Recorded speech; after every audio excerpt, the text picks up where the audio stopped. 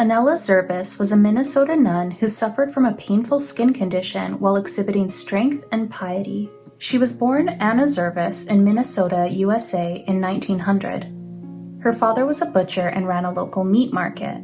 She was raised in a large and devout family, and she was a very pious child. Her father was the church choir director and a member of the Knights of Columbus.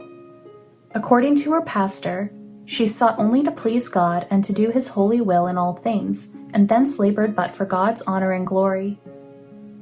While her parents were reluctant to part with her at a young age, they agreed to let her join St. Benedict's monastery as a postulant when she was 15. She was known as a quiet member of the community who loved reading. When she was 22, she took her final vows in a simple and beautiful ceremony. She took the name Mary Annella. When her mother said that there was no Saint Annella, she said, "Then I will have to be the first." She was assigned to work as a music teacher and an organist at a convent in North Dakota. The next summer, she noticed a small red patch on her arm that was very itchy. The patch grew and her body began to swell, leading to her hospitalization. Her parents quickly traveled to her bedside, where they were unable to recognize their daughter. Annella's face was swollen and blotchy, and she had lost most of her hair. She was later transferred to the Mayo Clinic in Minnesota, where she was diagnosed with pityriasis rubra pilaris, a skin condition with no known cure or treatment. The condition causes the skin to become overactive and leaves the sufferer vulnerable to secondary infections. Many of the nurses who tended to her and changed her bandages expressed revulsion at her condition, and some even asked to be reassigned. During the worst bouts of pain, Annella said, "Yes, Lord, send me more pain, but give me the strength to bear it." It soon became clear that Annella would die from this disease, so she was sent back home to be with her family. The local nuns continued to visit her.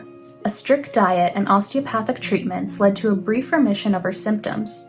While her family was certain that she would be cured, she was unsure. She said, "What he has in store for me I do not know, but all he does is well, so there is no need to worry. God has given me the grace to be resigned, and I thank him heartily for this, but also for all else he has given me with my illness. I often wonder what great harm of body or of soul I may have suffered had not God given me this blessing in disguise." In the summer of 1926, she suffered a fit of pain after leaving the confessional. The symptoms of her disease returned in full force. She died on the Feast of the Assumption at the age of only 26. People sought her intercession very soon after her death. According to the St. Paul Daily News in 1929, "There have been hundreds of cures effected, thousands seek relief at her grave, and thousands write for information about her life." Devotion to Annella waned in the 1960s, but interest in her life has been revived in the 21st century. In 2010, a man named Patrick Norton was hired to paint lights at St. Benedict's Church in St. Joseph, Minnesota. He claimed that Sister Annella appeared to him after he said a prayer to the Virgin Mary, hoping that he was doing good work. He said that Sister Annella appeared and reassured him. Since this incident, Patrick has worked diligently to spread devotion to Annella. Annella's sainthood cause will be opened on October 9th, 2025.